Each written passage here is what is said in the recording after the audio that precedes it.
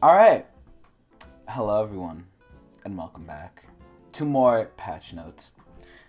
Now, I don't know about you, but it feels like these patch notes are coming on very quickly, and that is because I have played nothing but fucking Fortnite, for the most part, for the past couple weeks. So, I have played a little bit of League. My opinions might be biased on some of the things in this patch. I took a quick rundown of it. And since the patch came out today, the PBE was updated with a whole bunch of goodies like Irelia and new skins and whatnot, but that's for next patch. But they do look interesting. Irelia almost certainly looks interesting. I'm hearing people say she's broken. She's even worse than she was on release, which I don't know how that's possible, but we'll go over it next patch. But this patch I want to go over the main highlight, which is Kaisa. Because I've played her a tad bit. She's like one of the people I have played since I've been playing like Fortnite nonstop. But anyway, patch 8.6. Greetings, Summoner. Okay, 8.6. The next big patch in our little patch. Big patch cycle. So basically next time is going to be a little patch. This is the big boy. So we're taking a look at Dustblade. No one cares. We think it brings too much power. Haha, I really don't see it used. But we want to make sure we gave those champions additional power if we're stripping some from Dustblade. Okay. We're introducing 2 new runes. Alright, I kind of didn't look at those. Another for squishy champions who want a burst of early durability. I understand the second one because I know that one. I don't know the first one. Alright, anyway. Patch highlights. If you're watching this video, there's no reason we should be watching that. Okay, Duskblade champions. Here we go. So, Night Stalker. What does Night Stalker do? Okay, it's the damage. So, it's more for melees, but not by much. But a little bit. So, now it's the same all across the board. Lovely. Melee basic attacks instantly kill traps / wards when they are disabled by Blackout. That's really good. Blackout won't be triggered if the owner is currently using his Sweeping Lens or Oracle's Alteration. That's really fucking good, too. So, basically, they're just taking a little bit of damage off of it. Oh, wait a minute. Not a little bit. A lot. Holy shit. They're nerfing it by fucking 100. They're making it like more utility. Alright, well, I didn't really see this item used before, except by the people who have to use it, like Zed and Zed. So, I don't know, Rengar and Zed. So, basically, they're still going to build it. They're just going to be weaker. So, they're nerfing assassins across the board who use this item. Oh, well. I hate assassins. I'm an AD. Speaking of wannabe ADs, Graves. So, Graves, I think, is still in the okay spot. They put him in a bad spot because when Graves is too good, he dominates the jungle. So, they took off the MR from a while ago, so he just gains armor from his E. That was the big issue, I feel. What are they doing now? I feel like he's... Alright, I don't think he needs a buff, but let's see what they did. They increased his AD. That's fine. He can do more damage. He doesn't do enough, in my opinion, right now. And the MR growth, which they're increasing, I agree with, because they took away his MR from his E, which gave you enough to be a fucking tank without the health. Okay. And W. Less wind up and vision reduction now applies more quickly. So just all around Graves buffs. I think these buffs are okay. They help him out tiny ways, which is good. He needs a tiny push to be a little bit better. And Graves is one of those fun junglers, so it's okay for him to be fun. Okay, Kayn. Just a straight buff across the board. He's kind of been lackluster. And they're nerfing, assassin items. Maybe that's why they're giving this to Graves too, actually. They're nerfing assassin items, aka Dustblade, so they're just going to increase Kayn's ratio. So that's better for him, actually. Because while the proc might be less, overall you're going to be doing a lot more damage with the ratios being upped. So that's good. Kha'Zix boy. I've heard Kha'Zix was insanely, amazingly good. I haven't seen it. I've only seen Kha'Zix's suck ass. I've seen them maybe KS early, get ahead early, but if they don't do anything with their lead, which they usually don't with me, they just get outscaled. Like, I don't know what Kha'Zix does late game. Maybe he could pick off someone if they're alone, but at that point, anyone really could. Kha'Zix isn't special. He offers almost nothing to a teamfight, and I just think he's stupid. And I used to want to play him when I joined League of Legends, too. It feels bad. Alright, base damage, down. Ratios, up. So, more damage late. Isolated bonus damage, oh my god. Isolated damage... up. Holy shit. Okay, so they're making him really good late game. Jesus Christ. At the moment, the monster damage... okay, so just...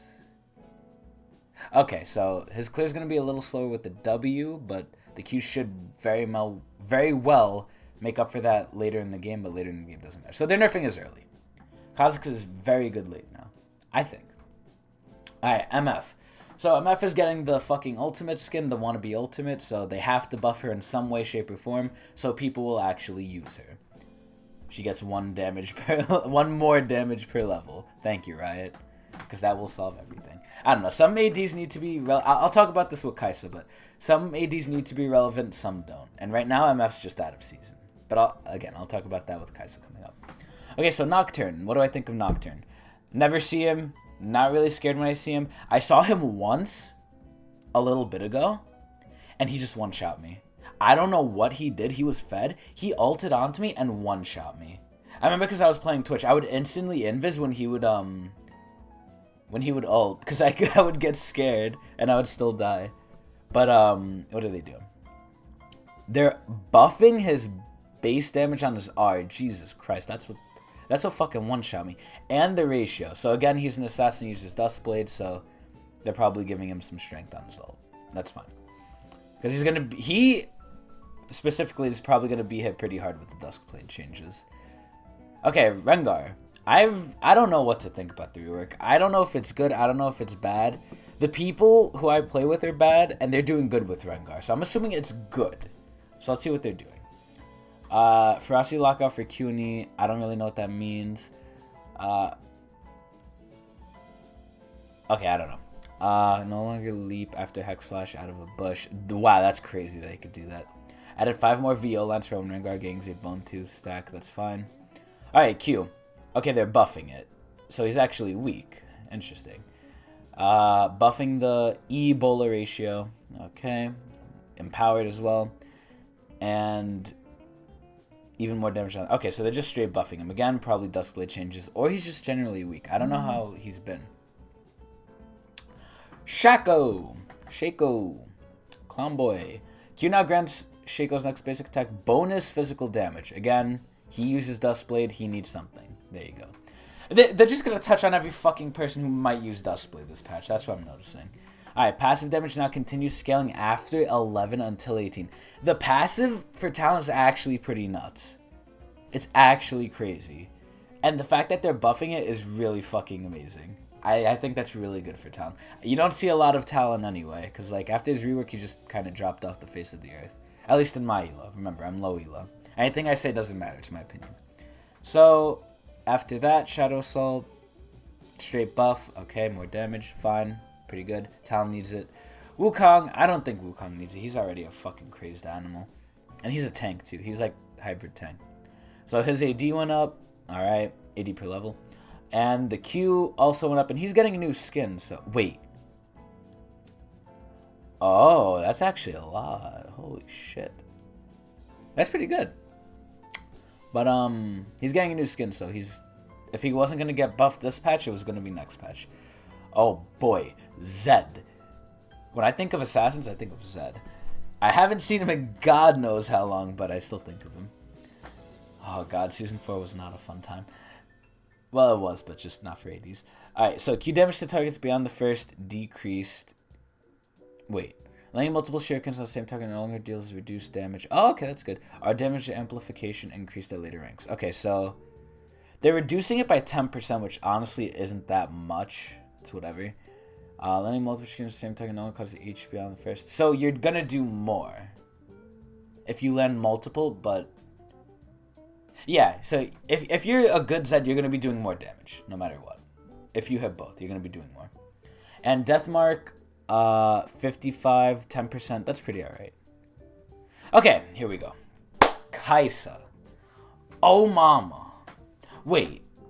That was only Duskblade Champions. I just realized this. I realized it said at the top, Duskblade Champions. I just remembered. Fuck. Okay, well, anyway. So, goddamn, I went too far. Okay, so, Champions. Kai'Sa. My general impressions. I really like her. I like her thematic. I like her gameplay. But I have some grievances. Alright? She is not the best AD. The best AD is probably still... Well, there's no one best AD, but the top ADs are Tristana, Twitch, Maybe Kog'Maw, you could kind of push it, but not really. Not really. But Kai'Sa is good. Don't get me wrong. She's good and she's fun. I think she's very viable for competitive and very viable in solo queue games. Go play her. She's very fun. But we have some problem. I specifically have some problems. I like her passive. I love her. I love everything about her, but I really like her passive because it's basically a Vayne and Jhin passive. It's a passive where you have to auto to proc it. Like, you have to auto one person a certain amount of times, where Vayne comes in. And then it's missing health where Jhin comes in. So my first idea was Jinso's would be amazing on her. And it is. But the problem right now is, I'm not saying it's a problem, but the current build right now on Kai'Sa is regular AD. And I don't have a problem with that. I like building, clean-cut regular AD. But sometimes it gets boring. And on Kai'Sa is not a typical AD. She has a lot of different scalings and shit. So I like to see, I was thinking of maybe Nashor's Tooth, Rage Blade, what's it called? Blade of the Ruined King, and did I say Nashor's Tooth? And Gunblade or whatever. Like a mix of like on-hit build. Because on-hit on her would be fucking disgusting. But I'm not saying it's bad. In fact, the hybrid build I go like crit and then I go Jinso's. I had Jinso's somewhere in there. And Kai'Sa's late game makes me want to fucking vomit. I swear to God, I was losing a game. I was feeding. I was Kai'Sa mid. I was feeding hard. Once I got my items of Rage Blade, fucking IE, and then a Zeal item with boots, if I had Rage Blade stacked in the fight and I did not die in the next 2 seconds, I would wipe their team. Runans, that's what it was. I would wipe their fucking team. Late game Kai'Sa with Rage Blade is God. I want to vomit. I want to vomit on how fun and good it is. But the current meta is you have to get shit a lot earlier, and you don't really play for late game, so you get just full crit. But it's still alright. But anyway, back to what I was saying about some champions need to be good before. Kai'Sa, like I said, is good. She's not the best AD, but she's pretty good. So there's obviously things you could improve on her, and I think they kind of need to, because she feels really good. But the two things that I fucking hate, number one is her range, which they're addressing, and number two is the E lockout time, which they're addressing. So they're literally hitting everything I would like, just not as much as I would like, and we'll get into that. So her base stats, her attack range is increased, so it's not the same as Lucian. Lucian is the fucking kid who gets bullied. She's not anymore, which is good. Alright, passive stack ratio, they're upping it. I hope. Yeah, they're upping it. So every time she she's going to add a little bit more magic damage onto you. That's good. Or no, the ratio is going to be bigger, so she potentially could add more onto you if you build AP. And they're actually increasing the missing health, which is actually surprising to me, because that already scales into late game with your levels, so. I didn't even know that. That's actually amazing. Holy shit, that's really good. Alright, Icathian range, the range has been increased. Lovely. It already had pretty good range. The ratio per missile is upped, so it's going to do even more damage. Lovely. And AP ratio for 6 missiles up. Lovely. More damage. Yes. I wish she had more range, like 550, like every other fucking AD. But she's like Xayah now, so it's fine. Alright, Void Seeker got a nerf. Void Seeker deals the same amount of damage due to second skin's buff above. Okay, so it's dealing more damage, they're just nerfing it because the passive has been buffed. They don't want to over buff W. That's fine. E, supercharge. Alright. So instead of getting locked out for a second and a half or 0.75, you get locked out. The beginning doesn't matter, so fuck that.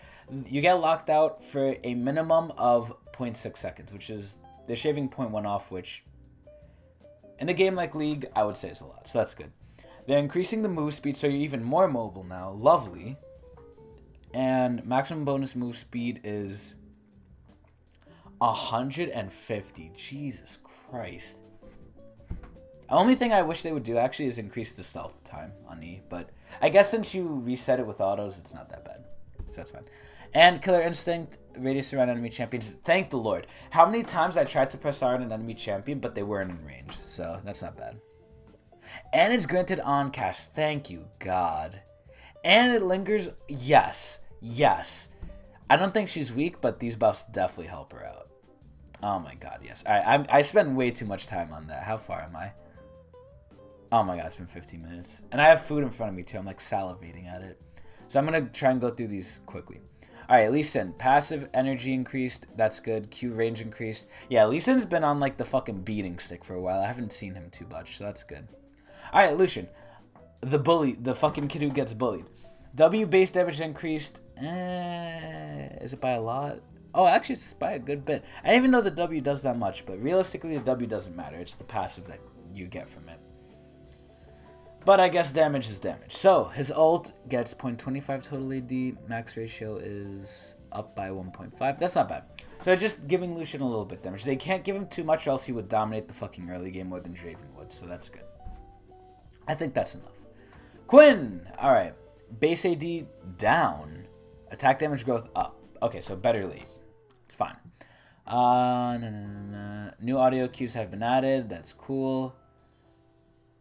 That's actually really fucking good. Wow, that's a big buff to Quinn. Now your fucking passive that does more damage with your auto applies if you are anything. Or champions. Yeah, okay, champions. Taking damage while channeling no longer breaks channel. That's really good. It moves behind enemy lines, both move speed for 3 seconds. Oh, that's really fucking good too. Okay, that's good. And you no longer get slowed. Automatically cuts behind enemy lines while returning to the summoning platform. Yes! Yes! Thank you. Yes! Okay, so just a lot of quality of life improvements. Rakan! Q and R damage ratios increased. Rakan's always been good because of his CC.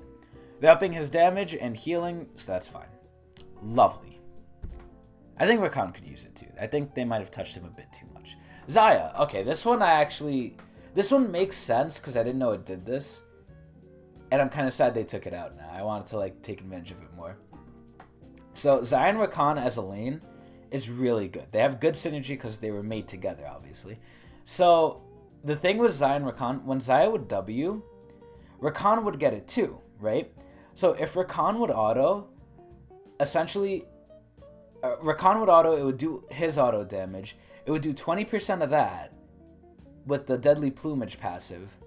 And then it would do, I think, another 20% from my Deadly Plumage. Now, I don't know if that was from his damage or my damage, but it was just extra damage, which kind of didn't make sense why mine was hitting. So they're basically making it so if you have Xayah's W, you have to auto to get the extra damage in, and your other buddy has to auto to get their damage in. It's not combined, which makes logical sense, but I'm sad that it's gone.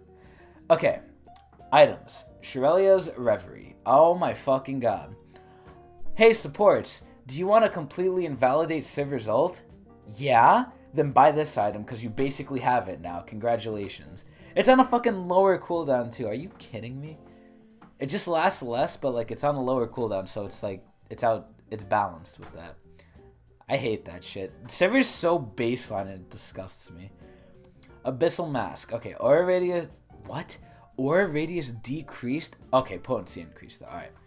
The radius for this shit is so fucking low, it seems like. It's so low. Like, you have to be in melee range. So, I don't know why you would get it unless you're a tank at this point. You probably won't get it as a mid laner unless you're a Kali. And even then. So, magic damage, they're upping it by 5, which is kind of good. So, it kind of... You have to be careful with these items because they buff damage taken. And that's not just from you, that's from everyone.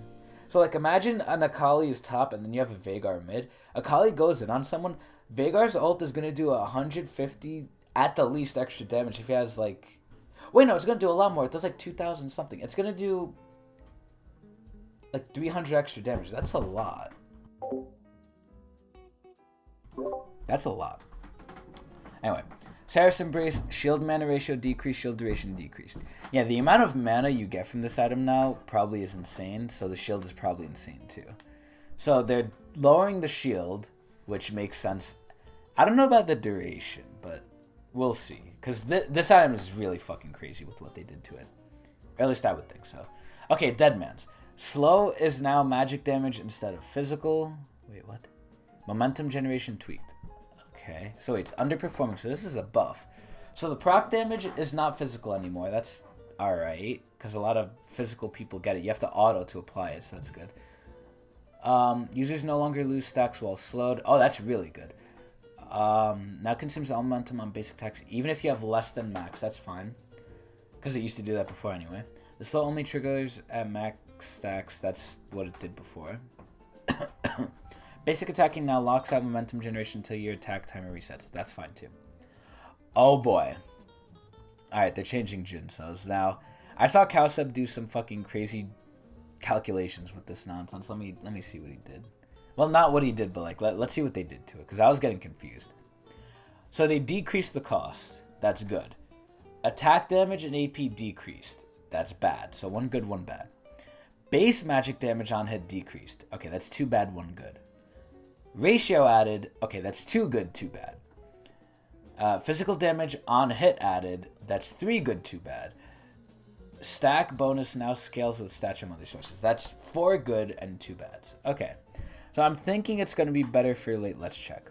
So 35 to 25, you're losing 10. AP, you're losing a shit ton. So AP, they're kind of tailoring this to people building AP now. Oh, wait, no, wait. I remember how this was actually. It was split. The damage on hit was split. So actually, if you build AD, it still scales off AD. Probably not that well, but hopefully it'll be the same as before. Maybe a little bit better, hopefully. I don't know. Ability power per stack is 4%. So, again, if you're an AP builder, it's better now. If you're an AD, I don't know. No, if you're an AD, it's fucking horrible, actually. Attack speed per stack is of total. That's actually a lot better. So, that's better for ADs. It's better for APs and ADs so far. But worse for, like, them individually, because it's total. And 3 flat attack, 4% of bonus attack. Okay, so it's a lot. Oh, wait, actually, bonus. Huh. So if you have 100 bonus AD, you're already getting more. So actually, yeah, that's good. That's good. At half stacks, melee champions next basic attack fully stack Rage Blade. Oh. Okay, so it's also really good on melees now. So what I'm getting is it's better late game, and it's better for the person who builds it, but only for half of the shit. That's not bad. Oh my god. Fucking Elijah. So anyway, I'm curious to see how this is. I think it's going to be better in the late game. So hopefully that's good. Hextech GLP, no one fucking uses this item. It's a bit too weak, no duh, because no one uses it. 2,800, they lowered the cost, and they lowered the combined cost. I don't think people want it besides Swain, or maybe old Swain. I don't even know if new Swain builds it, but I don't know. There's just fucking better Hextech items, and they all share the cooldown, so it's like you can't really get one and then get another one, so I think they need to buff the stats on it more. Static. Okay, I saw this and I was a little worried, but I kind of agree with it. It kind of is an indirect buff to Sivir, believe it or not. So Static used to wave clear like a motherfucker. If you got Static, it could crit the wave and it would almost clear the entire wave one shot, one auto, right? So basically what they want to do, they want to give you the choice. Even though you're going to get both anyway on some characters. But they want to give you the choice. They want to tell you, hey, you can get wave clear. It's going to be shitty wave clear. But if you don't have any wave clear, it's better than nothing. And it does a lot of damage to champions. Or you could just get poke and get fucking sieged like all hell. So you have a clearer choice. I don't know if that's good or not. Fucking Caitlyn, Triss, they're still going to build both, so it really doesn't matter for them.